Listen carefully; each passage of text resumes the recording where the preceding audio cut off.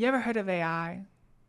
It's this thing that'll free us from menial labor, allow us to have the time to pursue our passions. That ain't how it actually works because of capitalism. That's right, AI stuff's getting developed. AI, by AI I mean more so like machine learning algorithms. It's less of AI and more of just taking an input and spewing out a mashed up jumble of output. It is not being used to free us from the menial task. No. Capital owners, business people, entrepreneurs is trying to use it to remove the human element from art.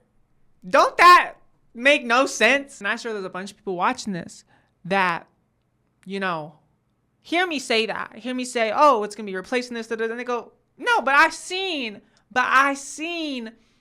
these videos. It looks funky. It looks goofy. But that's not how it will be. And that's not really where it's at right now. Let me show you some stuff. So recently, OpenAI, the same motherfuckers that make ChatGPT, released a new thing, a new AI tool, if you will. It's called Sora. And what Sora do is you put in an input and it spits out a video at you. Now, it ain't movies yet. It ain't even YouTube videos. It's like at most a minute-long clip. But let's look at some of those minute-long clips. So, for example, we have this first one. Look at that. It's a bird. I don't know what type of bird, but it looks fairly realistic. And you can see how things move and everything. It looks slightly off in terms of kind of how feathers move and the way the neck moves, but it looks pretty damn accurate. There's a lot of people out there who wouldn't be able to spot that was AI in the slightest. You got this one right here, this dog, walking. It looks timid. It's moving, its tail's wagging and everything. That looks pretty damn good. We got these golden retrievers in the mountains podcasting. Incredible idea for a video. If it was real, it's AI. And look, the wind's blowing the fur.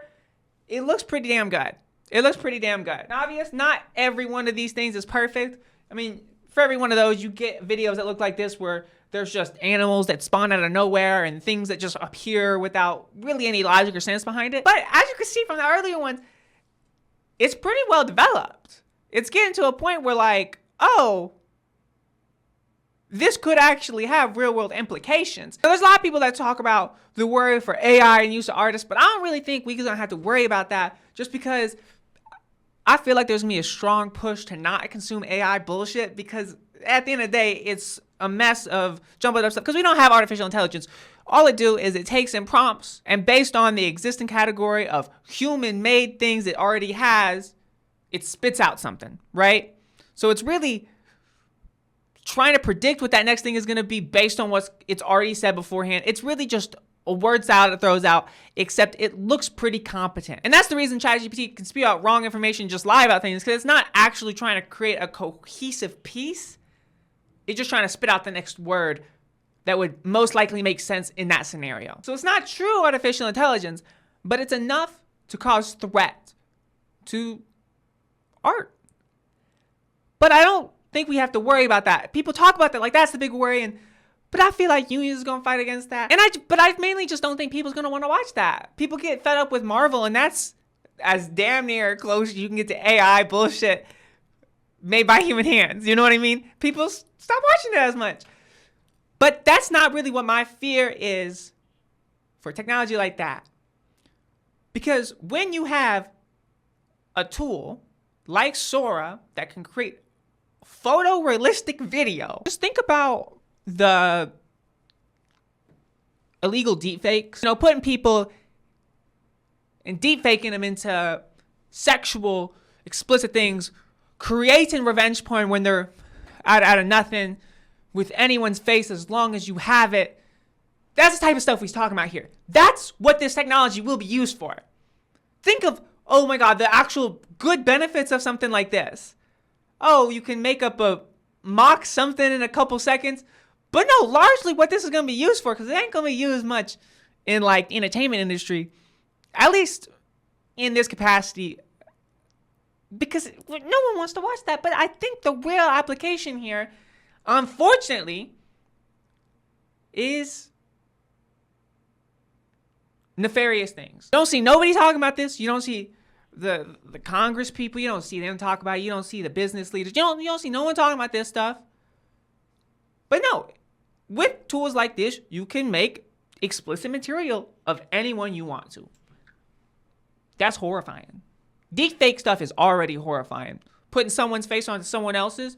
Now you don't even need to do all that. You can just make the thing fully in of itself. So in the past, OpenAI had a clause, right? It had a clause that pretty much said, yo, military, stuff like y'all cannot use it. You cannot use any of our AI tools. But recently, without any big press release and nothing like that, they quietly took that away and was just like, actually, yo, the military, y'all can use it now.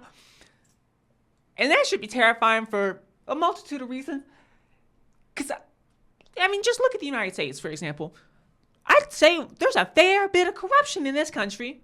A fair bit of corruption. And I'd say most people don't think the justice system is 100% great at what it's doing. There's corruption, there's flaws, there's errors in the system like that. Some people, like me, would go as far to suggest that its entire structure, it is structured to benefit white supremacy.